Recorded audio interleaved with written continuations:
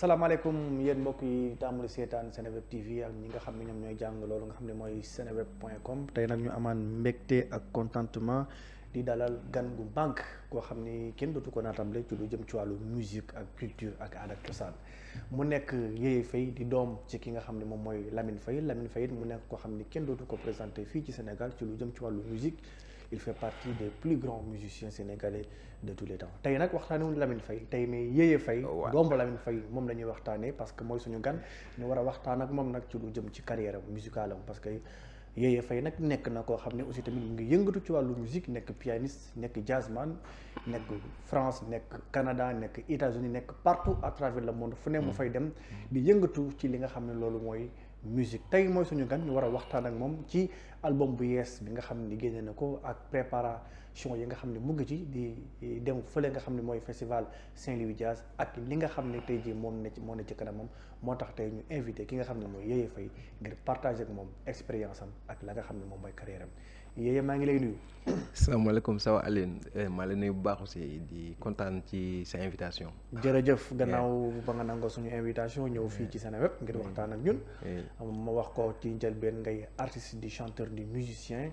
di doom ci ki nga xam ne moom mooy Lamine Faye waaye balaay loola dama bëgg tuuti rek nga wax ñu kat mooy Yeye Faye réellement et musicalement. ah d'accord bon je sais que peut-être wax ci sa bopp du yomb mais Yeye bon c'est un musicien. C'est un passionné bi nga xamante ni ci famille musicien la jógee. donc musique yàgg nekk passion depuis ma nekkee xale donc ma yàgg ci nekk yàgg ko bëgg. donc voilà war ci def ay quelques affaires ak ay quelques artistes donc mën naa ne wax sa bopp yombul mais ni kooku mooy Yeye quoi encore quoi. dëgg la mais Yeye nga du juddoo ci famille musicien. sa papa Lamine Faye Habib Faye. ak Vieux Mac Faye Adama Faye entre autres musiciens yi nga xam ne tey jii yow ci ñooñu nga juddoo loolu bokk na ci li la influencé wala yow da nga judd rek bëgg musique non forcément bokk na ci li ma influencé parce que ci environnement boobu si la màggee quoi donc nekk xale gi sama ñoom papa di jouer xam nga suñu kër di am tout le temps ay batterie guitare clavier xam nga ngay nekk xale di fontu ci instruments yi noonu donc après noonu la ma passion bi commencé di dugg nànk-nànk mais comme on le dit moom musique moom une continuité la rek quoi. donc ñoom ñoo commencé affaire bi ñun tey peut-être ñoo ci nekk di ko doxal. bu ëllëgee aussi. dina am forcément beneen génération bu ñëw. pour eggali ñun tamit li ñu jot a def ko. incha allah lan moo indi choix wu piano bi nga xam ne souvent moom la nit ñi gën a xamee. choix piano bi. waaw. choix la bu ñëw naturellement parce que déjà ci guitare salaa njëkk di fooy ak yooyu parce que suñu kër ay guitare la gënoon bëri. parce que sa papa guitariste la woon. effectivement c'est ça voilà. mais clavier moom dama ko essayé benn yoon rek. xam ne lii mooy son instrument.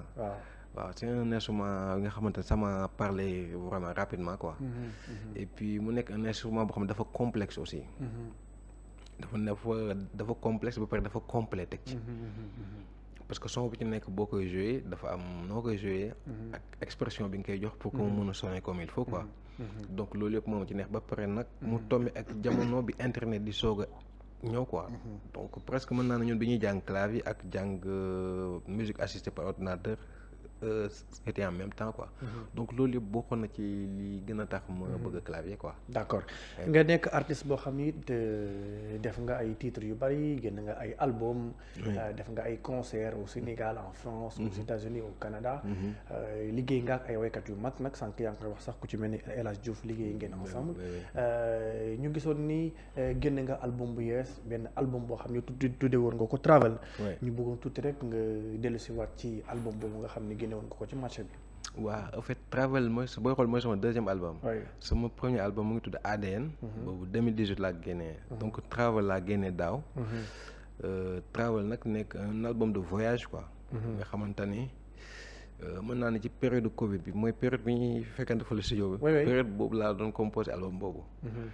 donc voilà ma composé ko defar ko ak et tout après may dem France nag yóbbaale ko. donc continuer ko travailler. joué loo ci d'autres grands musiciens nag. boo xamante ne vraiment fu nga cité leen ñu mel ne ay ñoom docteur. Frère Dembel la bu joué basse. ay ñoom Cheikh Ndoye ay ñoom Ndiaw xam nga vraiment ñoom Magay Seck Mathiek Ashley. def ci ay chœurs. xam nga sans compter ñeneen ci doon jot a liggéey yëpp quoi donc mu nekk un album bi nga xamante ne Dakar laa ko commencé. yóbbu ko Paris ba pare mu dem ba États-Unis pour d'autres musiciens joué ci. donc loolu tax ma tuddee ko Travel parce que c'est un album qui a voyagé. ba pare aussi tamit tey ma ñëwaat fii pour ñu nar ci waxtaan. donc voilà. effectivement ñu gis nit nekkoon nga France. musique moo la fa yóbbu woon wala da nga fa demoon ngir jàngi musique wala da nga fa demoon rek ngir liggéey ci yeneen anam. bon France bi ma fay dem à la base. jàng musique moo nekkoon sama xel mais xam nga dëkk boobu moom déjà boo demee egsi le temps que ngay retrouver wu. le temps que ngay. nekk en règle ba mën a di inscrire à école yëpp peut-être que ça peut prendre quelques années. donc peut-être toog naa fa 2 ans yow nga xamante ne. commencé gu mun jàng musique mais bi ma demee nag ba vraiment toog et tout. ci laa nag dem fële inscrire benn conservatoire bu nekk dans le 93 Aubervilliers. am fa nag de très grands profs. par exemple sama prof ear training. moo nekkoon ancien saxophoniste. moo nekkoon ancien saxophoniste groupe Ultramarine. nga xam ne ay ñoom Mbappé et tout. donc prof piano bi nekkoon Claude Terranova gars gu nga xamante ni il était juste incroyable. donc prof contrebasse fa nekkoon à l'époque moo doon ancien bassiste su orchestre national de jazz de France. donc c'est-à-dire j'étais bien entouré ak yooyu. et puis ma profité ci vraiment.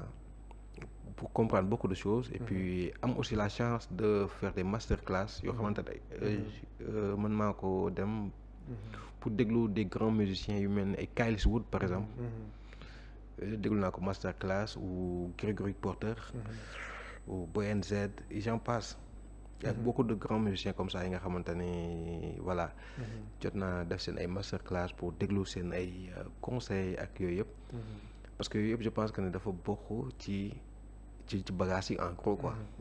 et puis boole ci aussi di jàng parfois ma daan dem defi ay stage et tout donc xam nga école bi moom. mi yemul seulement ci école bi.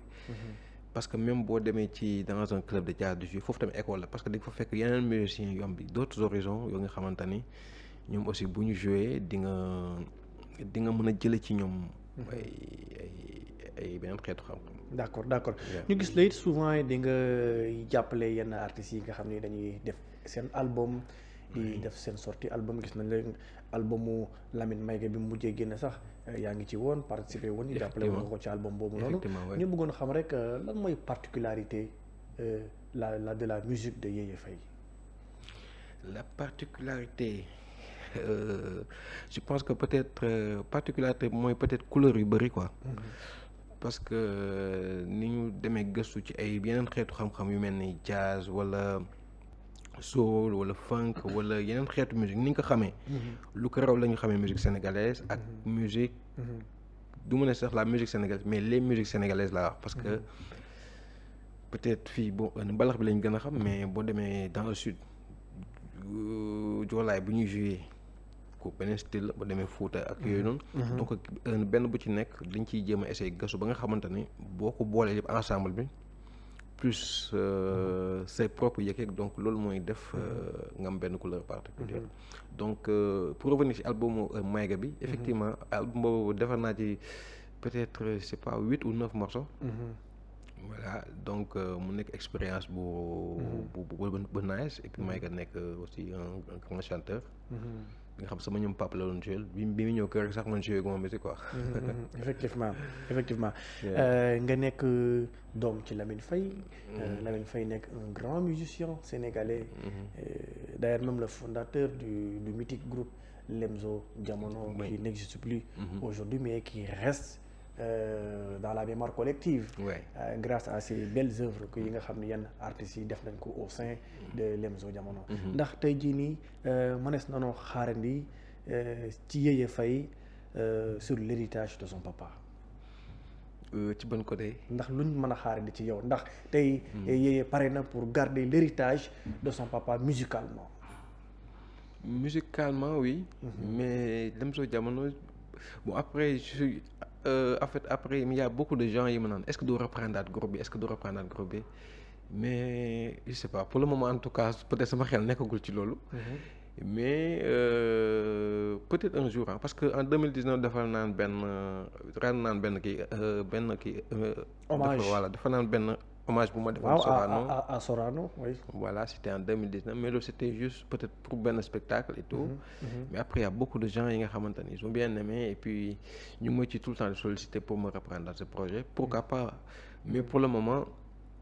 mais yow est-ce que pare nga pour reprendre Lemzo Jamono ak Lemzo Jamono ni mu toll ni mu diisee est-ce que pare nga pour reprendre. non mais antan naa ko moom ça c'est sûr. attan nga ko. bien sûr mais tu es sûr. mais bien sûr loolu problème mais le souci rek mooy peut-être su ma demoon peut-être ba di ko defaat du nekkaat exactement la même chose peut-être que dinaa garder l'esprit de la musique. mais dinaa ci yokkaat yeneen affaire yoo xam boo ko ci woon. wàññi yeneen affaire dinga ci indi innovation quoi. dinaa ci indi loo xamante ne est-ce que bu boobaa tamit vous allez garder les mêmes musiciens wala les mêmes chanteurs yi nekkoon Lemzo Jamono. les mêmes chanteurs pas forcément parce que xam nga boo xoolee des groupes comme Orchestra Aragon. waaw seen am na seen morceau yu bëri yi nga xamante chanteurs yi ko doon woy peut-être tey seen ay doom ñoo fa nekk. mais bu ñu woyee morceau rek dañ ko xàmmee. je pense que ne peut-être loolu moo ci ëpp solo. donc loolu pour le moment c'est pas d'actualité ah. c'est pas d'actualité oui mais c'est juste mon avis. voilà mais bés bu ma demoon ba di ko def ce sera peut-être avec une autre génération de musiciens yu am d'autres idées. yu am d'autres yëg-yëg quoi. ah ça scoop la ah. Yeye Faye attendez-vous à ce que bu ngeen gisee Lemzo Jamono bu bees version héritage que ngeen xam ni c'est le fils de Lamine Faye Yeye Faye. bu ko reprendre mais nag nee na ak nouvelle version. ak d'autres chanteurs de la nouvelle génération. alors ñu ñëw aussi toujours ci sa carrière. en tant que artiste. ñu gis ni souvent yaa ngi def ay spectacles yaa ngi def ay festivals. yaa ngi dem ay concerts partout à travers le monde. ñu gis ni yaa ngi préparer benn spectacle fële ci Institut français bu Saint-Louis. ndax mën nga ñu indil ay leeral ci loolu. oui en fait. Normalement je joue le jeudi 14 mai au centre culturel français de Saint-Louis. nekkul ci festival jazz nag. mais c'est pour le centre culturel quoi. pour le centre culturel voilà. c'est pour le centre culturel et puis ce sera même une bonne occasion pour présenter leen samay œuvres yi bokk ci dernier album bi Travel. et puis je pense que Saint-Louis y a beaucoup d'amateurs de bonne musique quoi. Et d'amateurs de jazz, je pense qu'ils vont se régaler. D'accord. Ouais. Alors, en tant que spécialiste de la musique, en tant que quelqu'un qui a fait de hautes études sur la musique, tey ban jàngat nga def sur les nouvelles mutations de la musique sénégalaise?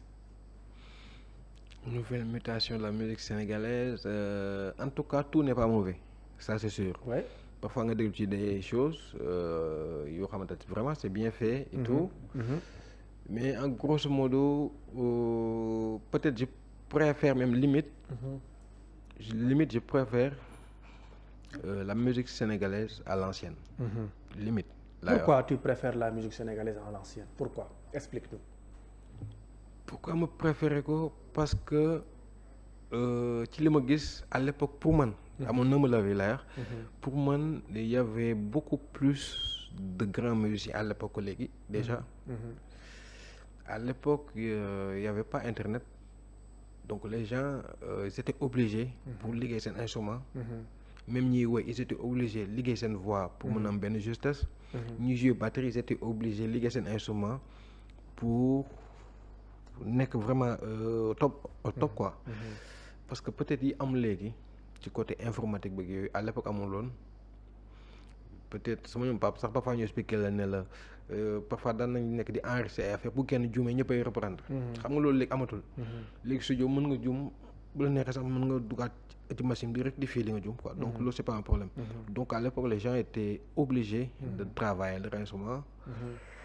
d'avoir un bon niveau. ba pare daan répéter lu bëri. di def des ateliers. di defar des maquettes avant de faire une production donc je pense que ne loolu yëpp.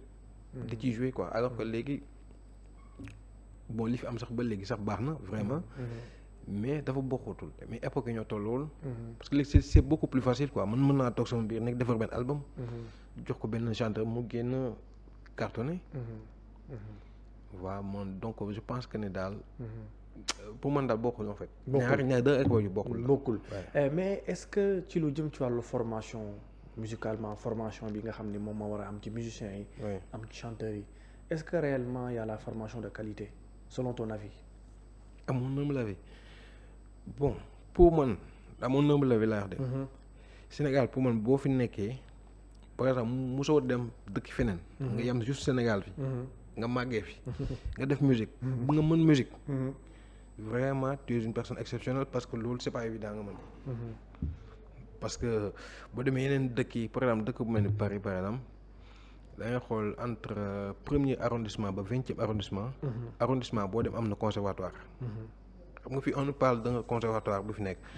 mais foofu arrondissement bu nekk am na conservatoire. bokkut ak conservatoire yi nga xamante ni moom mooy nekk ci banlieue yi Aubervilliers yi am na benn. kii Saint-Denis am na benn foo dem am na benn. te loolu bokkut ak conservatoire national supérieur de musique nga xamante ni du am seulement musique mais amaale danse amaale. donc loolu boo ko xoolee par rapport ñun fi ñu toll da ngay xam ne y a différence. boo oui da nga xam ne que y a pas photo. léegi yow pour rehausser le niveau par rapport à tout ça. quel est le message wala ban suggestion ngay defal les autorités compétentes en charge de la culture. bon man li ma je pense que ne culture déjà pour man dañ ko war a jox un homme de culture loolu laa gëm. tu vois parce que boo nekkul sur un terrain mënoo forcément xam peut-être yenn affaires yi am carrément quoi. déjà ça c'est la première des choses. la deuxième des choses mooy dëkk bu mel ni Sénégal mu am juste benn conservatoire kese pour man c'est pas assez quoi.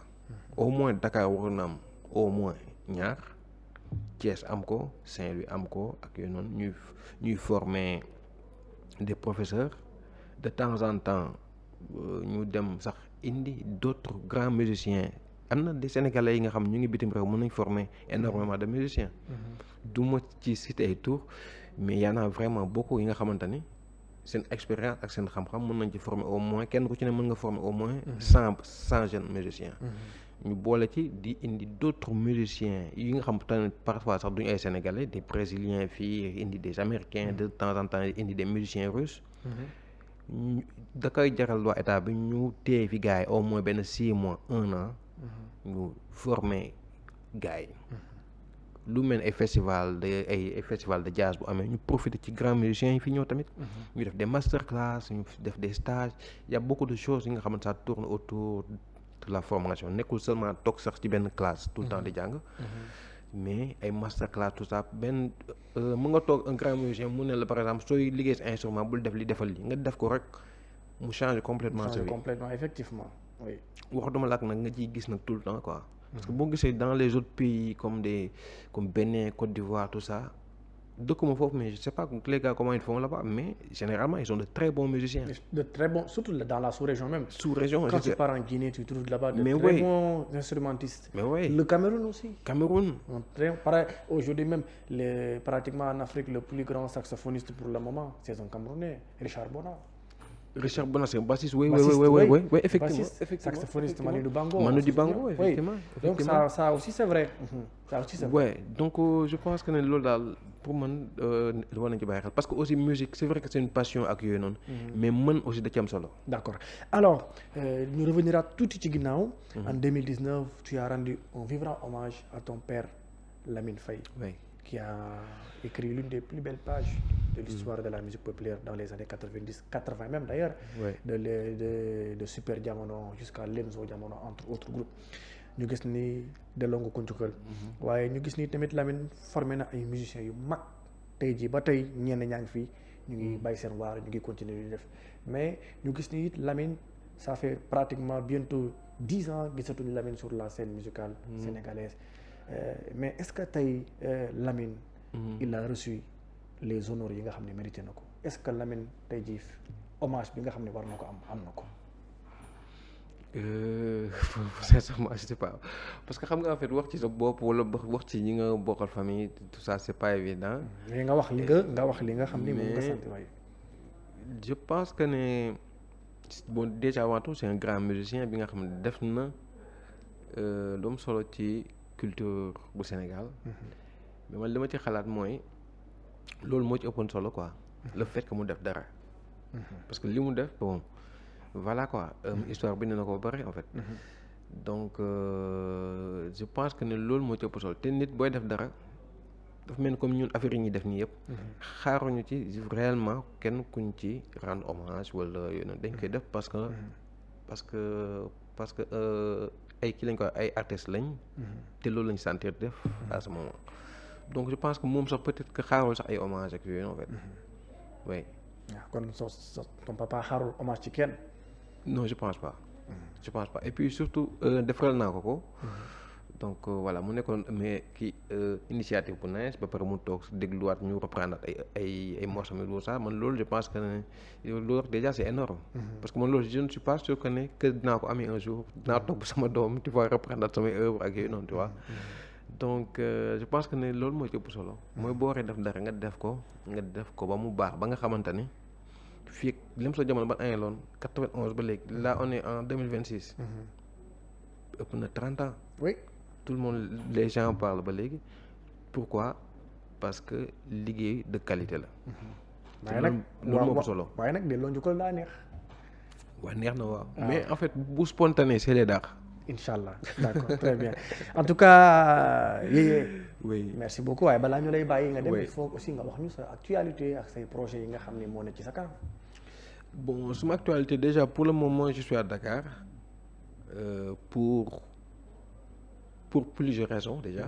mais sama actualité actuellement mooy sama concert bi may def le 14 mai au Centre culturel français. Et je pense que c'est un concert important et puis ce sera une bonne occasion. Centre culturel français de Saint-Louis. Saint-Louis pardon. maa ngi jum fii moo tellement moo nekk sama xel. Centre culturel français de Saint-Louis.